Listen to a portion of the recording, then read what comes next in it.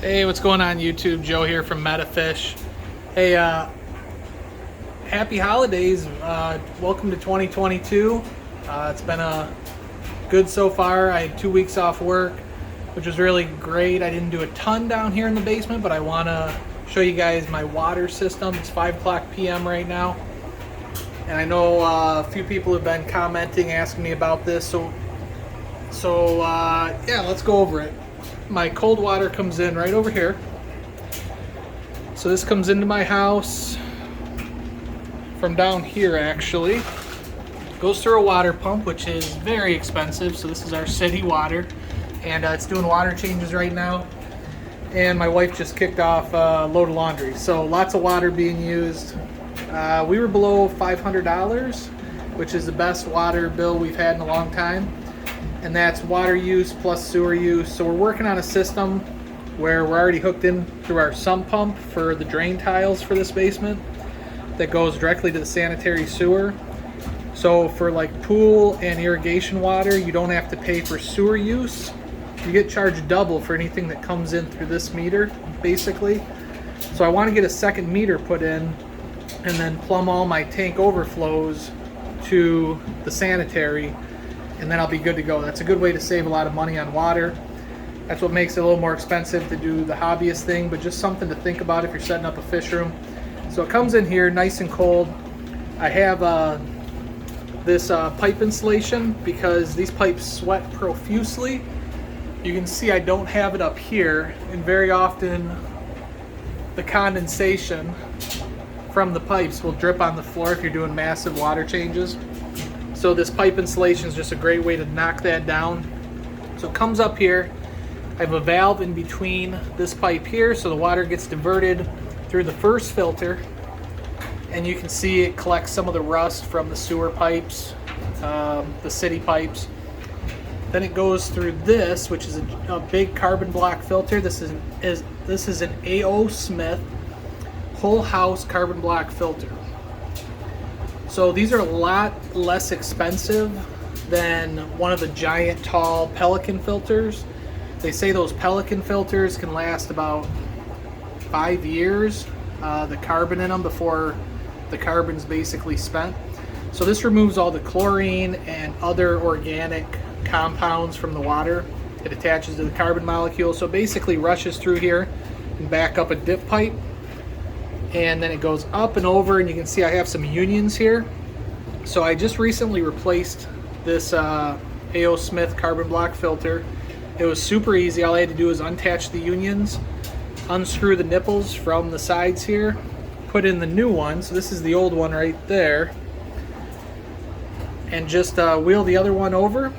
They're not that heavy, maybe about 30-40 pounds. And just attach it back up with these couplers, so I didn't have to do any piping work to replace that filter. So it worked out great. I've been using this system for about 2.5 years now. So then it goes up and over, and it hits this second whole house filter. These are pretty reasonably priced. They're like 30-40 bucks. And I was real happy I put in this second one. It doesn't say that you have to, but look at all the pieces of carbon. When you're really running a lot of water like I do, it flushes some of those little particulates up. And one of the reviews I read online is people were finding particles of carbon in the back of their toilet. And I'm sure it comes through the drinking water, it plugs up your shower head, stuff like that. So you do want to have a filter to catch the little carbon particles. And you can use any kind of a filter. This is a pretty high DPI, I believe it is, one. So it catches a lot of stuff. But you could just use one of these up here. These are super cheap. They're just like your pool filter, just a paper filter. That would work fine in this place. But yeah, that's all this is a valve up here. You can depressurize these things. These are A.O. Smith also, but they make all different brands.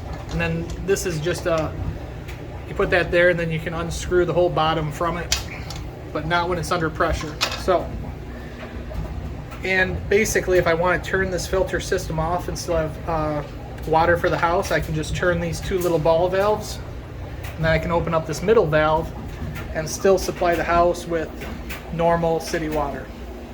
So from there, my water line goes up and over, comes over here,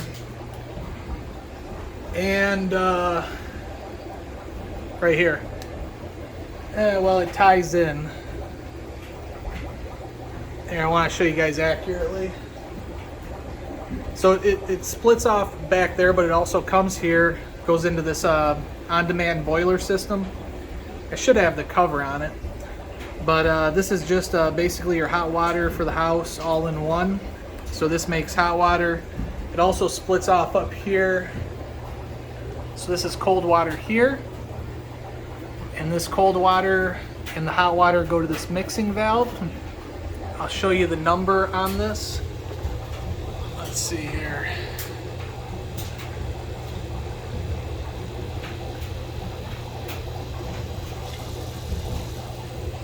So this is a low range mixing valve. So those are a little bit hard to find. They're a little bit more expensive to get down to that 60-degree range, because when you want to be adding water to your tanks, you don't want to be adding 80-degree plus water. You need a low range mixing valve to get you all the way down to 60 degrees F.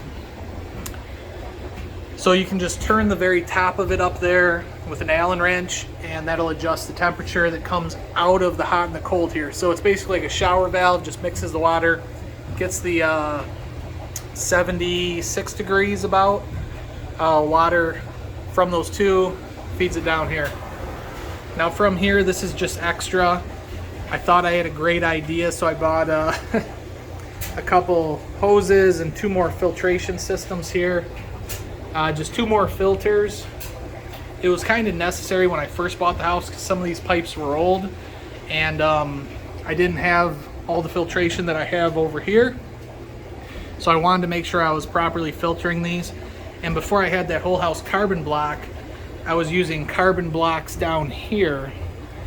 So with these valves open as they are now, I'm now filtering 2 other filters. So it's actually going through like 4, 5 filtration systems before it finally gets up here. So it goes down this tube, back up, and then feeds all my different zone valves, which these are orbit solenoid valves. You can buy the whole manifold. These 3 come as one piece, and then you can attach them. You can see I got a leak going on here. But yeah, so I wouldn't recommend doing what I did. This is just PVC glue. These are the cheapest pieces of junk. These are supposed to be pressure regulators, and I had to connect them up kind of funny because they're made for a garden hose, and they are just complete junk. So for a garden hose, I guess they would be okay because they leak out of these little weep holes here. But don't buy those. If you got to regulate the pressure down, because this is like 60-degree pressure from the city right here. So you got 60 degrees pushing on these solenoid valves, which is fine. These solenoid valves need a good amount of pressure to open up, back pressure. But then you have check valves to make sure when you turn off, stop pumping water, that you don't backfeed water from a tank up into another tank. So that's the purpose of these check valves that are in line here. But then after the check valves, you have to lower the pressure, or else you'll blow your water lines right off the pipe. So for example, I think we're on zone 3 right now. So this is zone 3, and as you can see, the water's coming in right here. And what I have set up, so zone 3, well, we got 1, 2, 3. So this valve is open.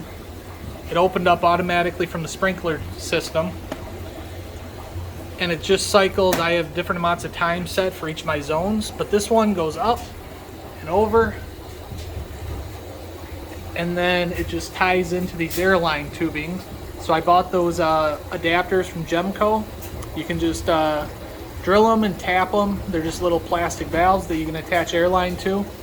And then each one of those little taps up there goes to one of these aquariums. The airline tubing comes down, and then I drilled a hole in the polycarbonate lid on the back, and then I just put a little air valve there so I can manually adjust how much water is entering each of these aquariums. So I can cut it right back just like I did. just by turning the quarter turn air valve, or I can increase it, you know, depending on how much water you want for each individual tank. And then every single one of my tanks is drilled. So when I set this up, I drilled each tank, so I knew this one would be in the middle. So I drilled in the middle for this one. And then the water flows out the back through there. And then to a hose, which is connected to a PVC pipe. And that PVC pipe runs right through the middle of all my aquariums, and actually around the back of there, and right to that pipe right there. And then that goes to a floor drain. So this rack is very similar, except this one's doing a drip system, and then each one is drilled. This is all airline here, but this is the drain right here at the back of these aquariums. So each one is drilled to a plastic hose that connects into this drain pipe, and then comes down, goes to this utility pipe. And because I didn't have a floor drain here, this one, that's a little utility under the sink pump with a check valve on its own. It'll turn on and just go up and over to the drain tile. So that's one way to do it. So yeah, each one of these is just its own zone to add water, and then each one of these systems, this is system number 4, I believe. This one has a pipe that runs behind it. And actually that pipe goes through the wall. You can see there's one of the drain hoses. So that one drains right up there. Water goes down all the way to the pipe, goes to the floor drain. Same for all these. Pipes are all behind. And yeah, this one's actually very similar. All the drain pipes are behind it, so you have to think about all that when you're setting up your fish room. Then this one just feeds down. They all feed down into one main pipe that goes to this floor drain actually. So this is the biggest mess of the whole room. There's a couple T's, and this floor drain itself didn't have a, what do they call it? The curve shape gas chamber. It keeps the gases from coming up out of the sewer. So I had to do the trap. They call it a gas trap, I guess, or just a trap for any floor drain in your house. So I had to do that above ground, which limited the amount of height that I could get out of all the rest of my drains. So this drain goes to the sink, this drain goes to a bunch of tanks, it goes that way to a bunch of tanks, it actually goes through the wall to the sink on the other side of the wall, and then this one just goes right through the middle of the room, and this is where I drain the 180s. So hopefully that helped. And let me think, what else can I say about my water change system? That's basically it. I got 2 rooms and it works perfect. I haven't had any issues. It's this was the first row I set up. So this is 3/4 inch holes with 3/4 inch plastic. If you're doing like 180s, this one's kind of unique. So if I turn on zone number 1, I don't have any PVC. It just comes all the way through 3/4 inch plastic tubing. So it fills these tanks very quickly. And if you're filling very quickly, you have to be able to drain very quickly. So that's why this has actually 4 overfills. These have valves on them. But if I just had one 1-inch overfill on here and I was filling it full speed without doing an airline tubing, it would overflow this tank, possibly burst a seam. But yeah, it basically just tees off, and then I can adjust the amount of water that I want to go to the bottom tank versus the top tank just by adjusting this valve right here. And that's just an inline. I mean, they make any part you can think of, you can get hose adapters for. And yeah, it looks a little scummy. That'll never go away. So if you wanted it to look real professional, you could do black vinyl instead of the clear plastic. But yeah, I moved some fish around. Let's take a quick look. The Spontaneous Tanzania are looking pretty good. There's a couple males starting to color up here. Starting to get a little bit of color. Let me think what I did. It's a little bit of a mess right here. I moved these guys. So these are the deep water haps. They're going to be hiding. This room has a ton of glare. The angelfish are doing really good. I fed them all frozen Daphnia yesterday, so they got a nice big meal. But these are some of the angelfish. These are still Christmas Fulus. Some of the male Apache peacocks are looking pretty good in this tank. Zoom out a little bit here.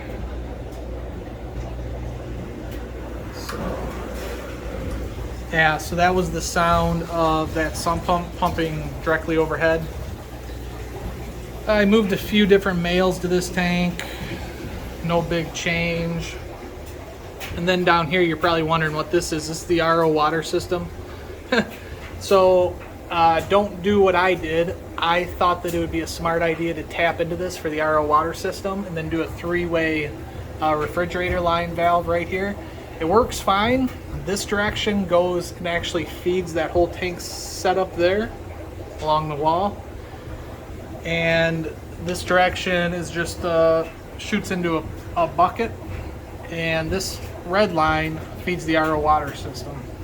So it works okay, but when this is on, it doesn't relieve enough pressure to get the valve to close.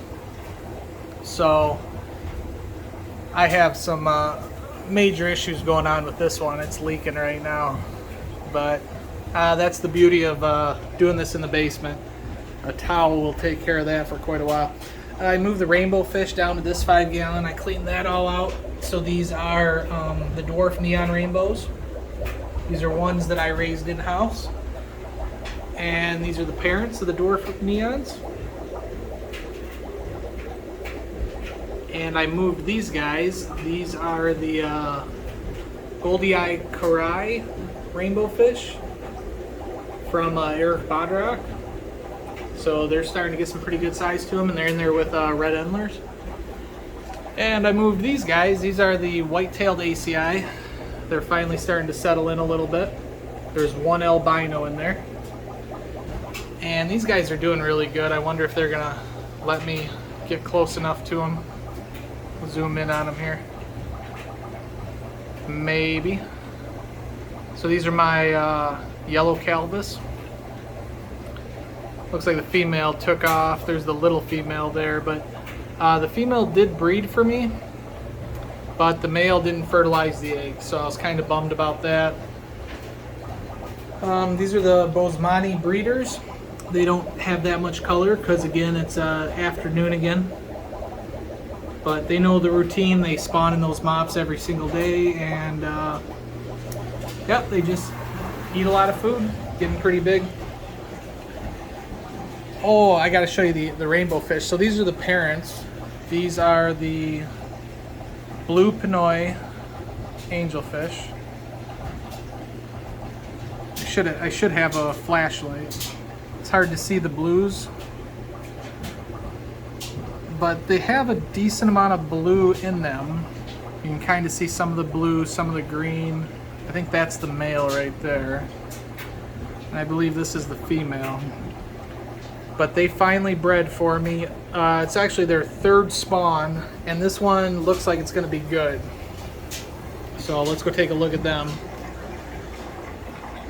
And everybody's doing really good at the Tropheus colony. Shout out to Mike Seagrass. Your little Tropheus are doing amazing. You can see them hiding in there. I just pointed at them. And yeah, I'm excited for these guys. This is I've been working on them for 1.5 years. These are, she's got a mouthful of eggs finally. These are the, oh, why can't I think of them? It's a common name. 20 times out of 30, or 99 times out of 100 I would remember it. That's what happens when I talk too much. I know those are the Spilontaneous Tanzania, and these are Protomelis. Anyways, before I make a fool of myself, I'll think of it here in a second. I hope everybody's having a good 2022. And so here are the little babies that I managed to... They're going to start free swimming here any day now. Probably tomorrow. But I don't know if you can see them wiggling around. Let me grab a flashlight.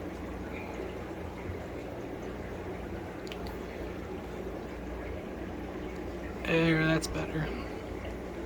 So you can see the little guys wiggling around. So that's about half of the spawn. Oh, a couple of them are trying to swim. They're trying. Not really succeeding. And then this is the second spawn. These are the blue pinoys. So some of them actually turned out more of a koi color, but they're still pretty small. So these are not going to be true colors. Got a couple runts there that don't look very good. But this spawn was mostly unfertilized eggs. This spawn was really good. The male did a really good job fertilizing these eggs. And then I started them over here in this vat of methylene blue. So this was 20 drops of methylene blue for about 1.5 gallons of water, I believe it was. Close to 2 gallons of water. So I've already done 2 10% water changes on this. And if you look at it from the top down, you can see a whole lot more. But there's probably about, I don't know, 40 more fry in this tank. So I'm trying to, you know, that's one thing that I'll do. If I'm not sure I'm going to be successful on angelfish, I'll take half the babies out a little bit earlier, and I'll put them in the breeder box, which gets good aeration. And then if those fail, then these succeed. Maybe I took them out too early. And if these succeed, you know, you kind of cut your losses that way. If you, at least I'll end up with half the batch, hopefully. So I was just worried about taking them out of the methylene blue too early. So that's why I only took about half of them for the start. These guys are, everybody's doing awesome. Got quite a bit of glare going on here. These are the albino galaxies. These used to be just little fry. I see some of them aren't full red, so I'm going to have to sort through this, but they should be the red endlers. So these came from the adult red endlers that I have up here. Really cool fish. And here are the adult albino galaxies with a bunch of fry in there right now. The adults are a little bit picky. They've been chewing on each other's tails a little bit. Some of them have good tails, but a lot of fry in here. You can see them darting around looking for brine shrimp. My mutts are getting a little out of control, so I might have to pick some of the nicest mutt guppies and endlers out of this tank and take them to GVAC. So another thing, I'm going to update the website with all the fish available for GVAC swap. If anybody wants to pre-order them, that would be the way I'm going to handle that. Grand Valley Aquarium Society. And these are the blue French endlers. They're doing awesome. I got another tank of them upstairs. These are the Poecilla obscura from Trinidad. They don't look that good until you get a look at the male that looks totally different. Then I just think they're kind of neat. They're a different classification of Poecilla, so they're different than the endlers, they're different than guppies. So I like them. They're not quite as vibrant of a color, but they're unique.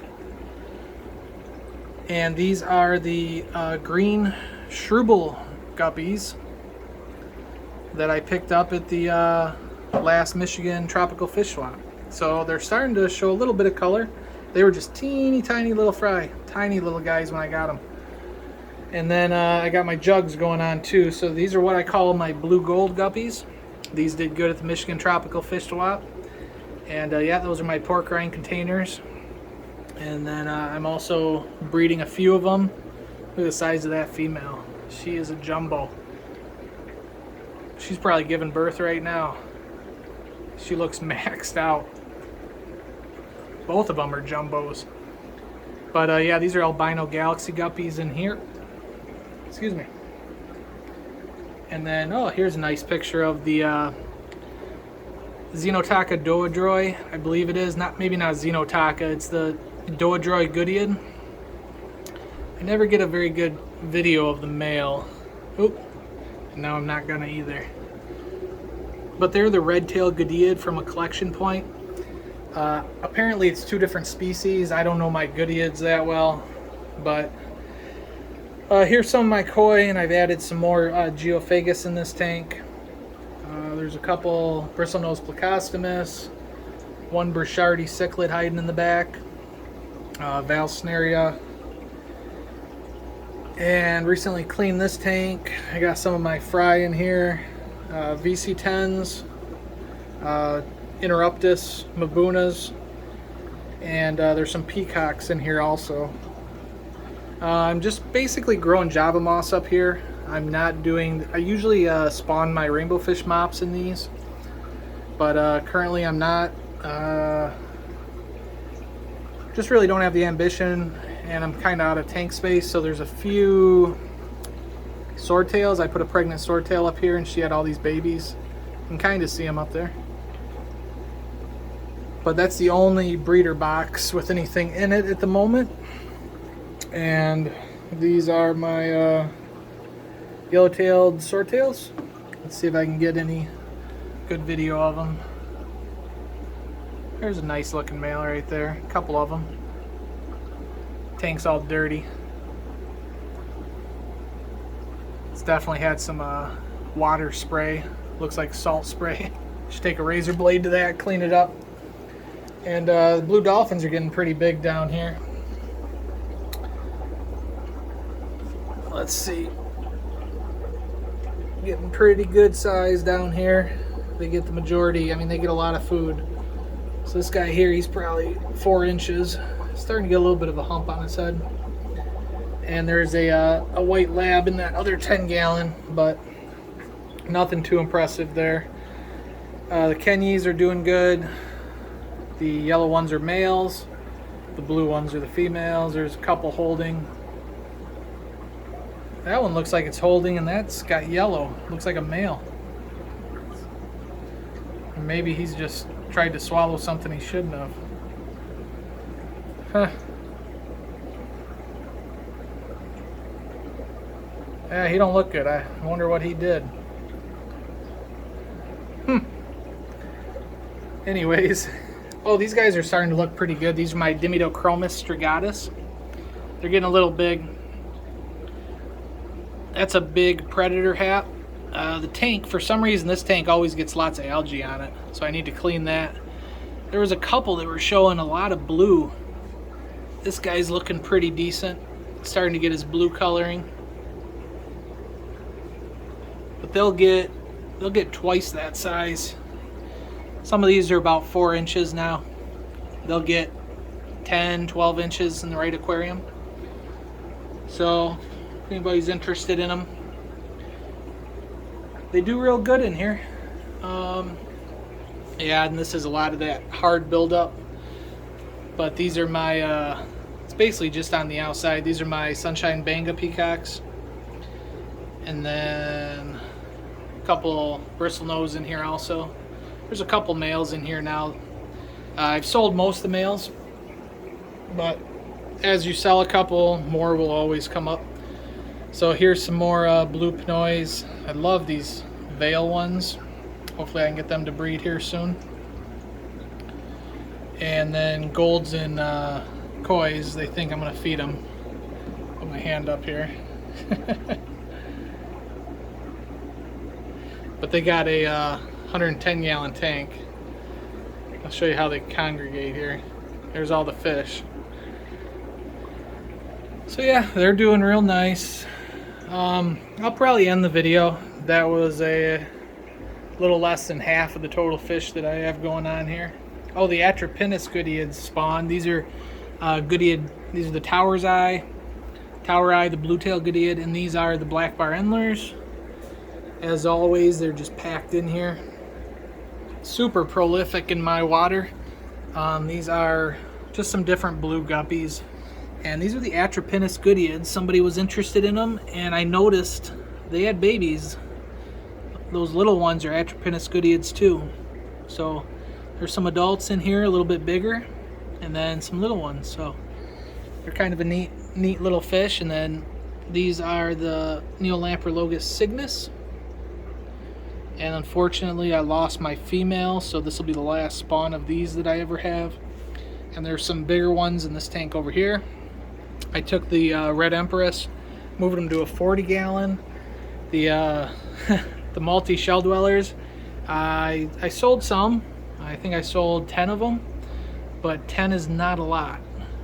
They are doing amazing in here. I added another 20 shells for them, and I feed them brine shrimp, and anything I throw in here they love. So just feed them small foods, but they're a blast to watch. You can see I redid all their sand and leveled it all out, and then I added all these shells. Well, they've already made it the way they want it, so it's just a super fun tank to watch. It's fun to watch them. Right now they're paying attention to me more than their normal behavior, but no nipped fins. They get along super good like this. So highly recommend the multis, the shell dwellers. I know a lot of people recommend them, but it's worth it. The mutt guppies are making tons of babies here. I might have to feed some of these to the flower horn upstairs. The white labs, everybody's doing good down here. Little white lab colony, and then I probably need to separate these guys out. These are more of my koi angelfish and gold angelfish. So I'll probably take half of them, put them in this tank's empty now. I finally cleared out that tank. Yeah, not a whole lot, so thanks for tuning in. I do have some guppies and stuff in these buckets, unfortunately, but I use these buckets to refill other tanks. So yeah, well, there's angelfish down here too. Forgot about these guys. These ones are a little smaller. These were one of my last batches. Golds and koi's down here also. This is a 180-gallon tank, so I can put quite a few fish in there. And yeah. Oh, these are my Tropheus duboisii little babies. I got one more spawn of duboisii too. So I think there's about 12 in there, and I think there's a couple holding over here.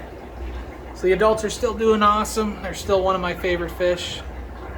I think a couple of them are holding eggs right now, but she's holding. Looks like. Got one in the back there. Let me zoom in. That's as far as I can zoom. Now there might be a couple holding. But yeah, alright, thanks for watching everybody, and I will catch you next time. Have a great new year.